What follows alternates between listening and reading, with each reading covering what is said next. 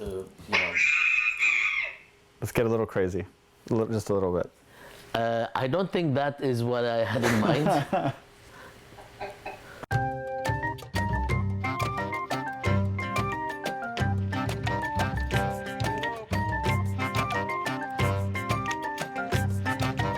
All right, so the next book, which we are, exhibiting here, America's Dream Palace, and the subtitle is Middle East Expertise and the Rise of the National Security State.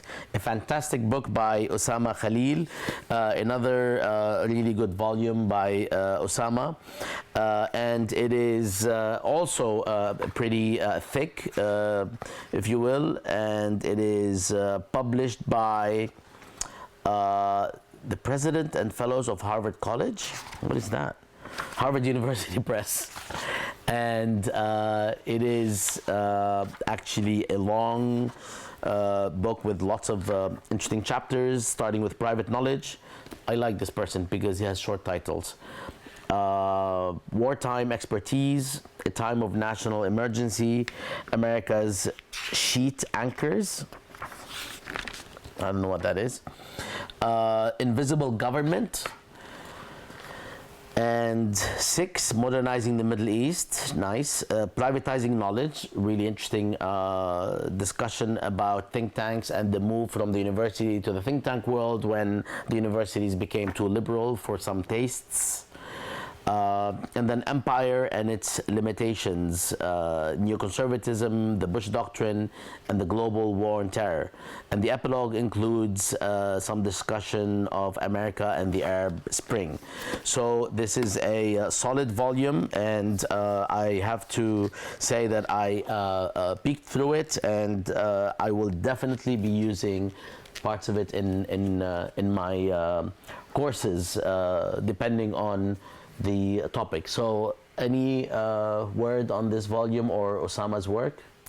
Yeah, I mean, I think this book in particular gives a pretty comprehensive view of the rise of Middle East studies, but in particular the way that expertise has helped shape U.S. policy. And so this kind of intermingling or commingling between the kind of the scholarly world of Middle East studies on the one hand, and at the same time the kind of policy-making community, and especially the more recent shift, as you mentioned, away maybe from universities and academic departments into this sort of think tank sort of environment or field, I think has been something that's been important to study, to kind of think about ways of incorporating this into our teaching. I think would be really interesting, because it helps us kind of be a little bit more self-aware about our own institutions and the kind of historical role that they played, and where we fit into some of these larger issues.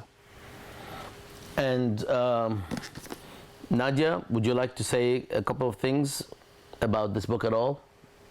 No. Okay. Yes. No. So you're. No, I mean, I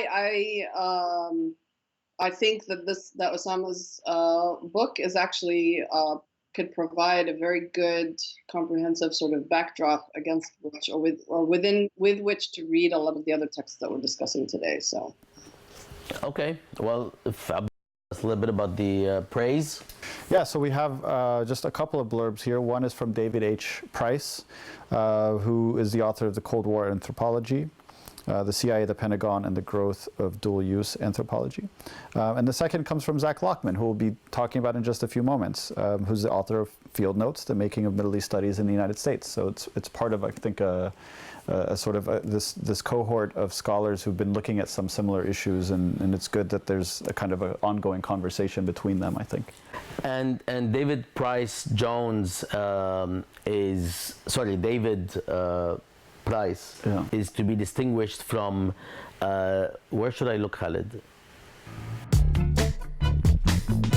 Is to be distinguished from David Price Jones, who actually wrote the book that makes the Arab mind a bullion book, because David Price Jones' book is titled The Closed Circle, something about the Arabs, and it actually makes Rafael Patai's The Arab Mind seem decent, and even though it's really extremely horrible. I think we should do a whole episode just on that literature. Oh my God, we need to do an episode on these awesome books. Yeah. Oh yeah, we should. That's a great idea. Understanding all of the shit books that have come out that we should just track. Can Khalid, are we gonna bleep